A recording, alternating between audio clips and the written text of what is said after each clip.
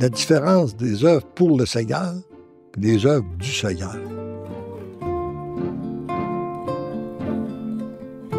C'est bien faire une œuvre pour le Seigneur.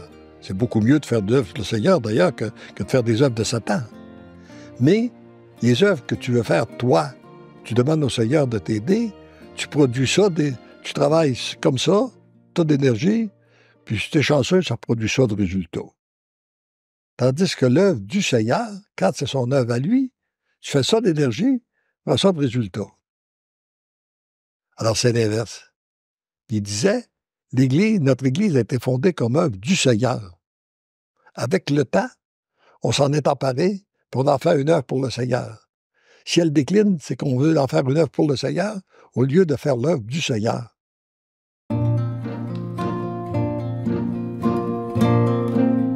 Ce qui se passe dans l'invisible, qu'on ne voit pas, mais qui existe.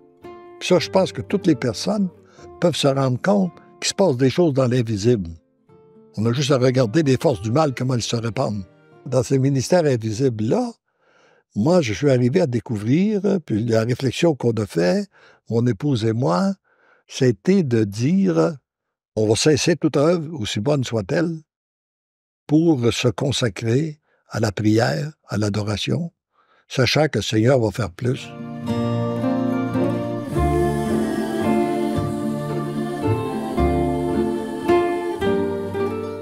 Il y avait différents mouvements qu'on faisait partie.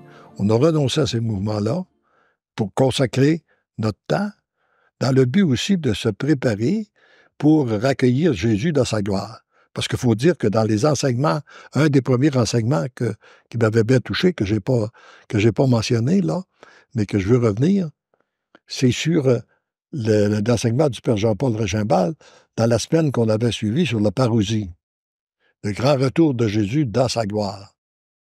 Il avait dit, entre autres, une phrase qui m'avait rejoint.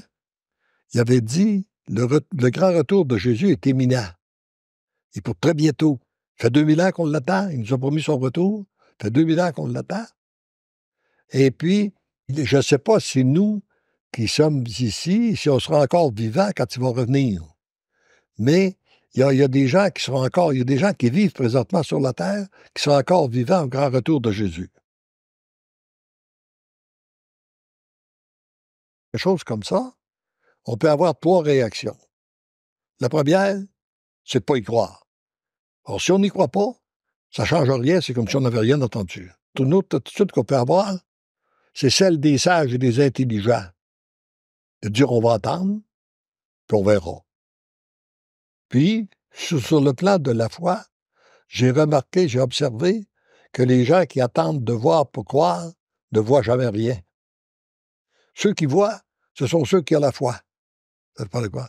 Alors moi, je suis de l'autre partie, j'y ai cru. J'y ai cru profondément. Et pendant 15 ans après ces enseignements-là, j'ai cherché à découvrir un peu tous les nouveaux messagers et tout ça, qu'est-ce qui se passait, pour être en mesure de savoir où Jésus était rendu, puis quand ça arriverait.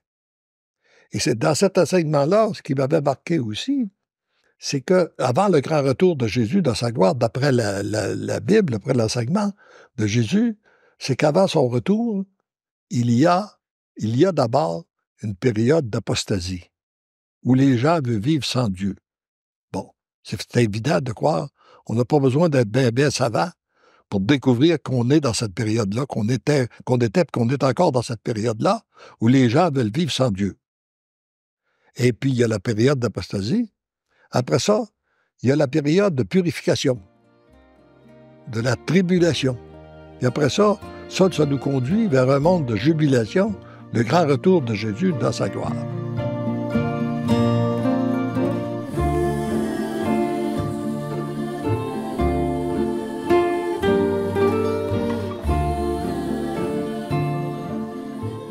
Il faut dire que pendant 15 ans, j'ai cherché à savoir où Dieu était, où il était rendu Jésus, quand il en est arrivé.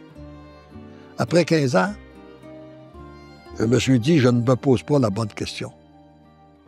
Si je crois au grand retour de Jésus, c'est pas de savoir quand il va arriver, puis comment ça va se passer, puis etc.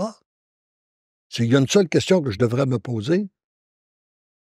S'il arrivait ce soir, s'il arrivait ce matin, est-ce que je suis prêt à l'accueillir? Est-ce que mon cœur est prêt à l'accueillir? Puis là, en posant la question, devant Dieu, on ne peut pas répondre. On ne peut pas mentir, c'est-à-dire. Alors, je me suis dit, non, je ne suis pas prêt à l'accueillir. Mais, puis même plus que ça, je ne suis pas capable de préparer mon cœur moi-même. Mais si tu te le demandes, toi, je te demande de venir changer mon cœur, de le préparer. Tu ne peux pas me refuser ça. Tu es venu sur la terre pour ça. Tu es mort pour ça. Pour venir nous enseigner le chemin de l'amour, qu'on soit purifié, transformé. Alors moi, je te dis, fais-le. Je te donne mon oui total, inconditionnel, irrévocable. Je te donne mon oui, fais-le.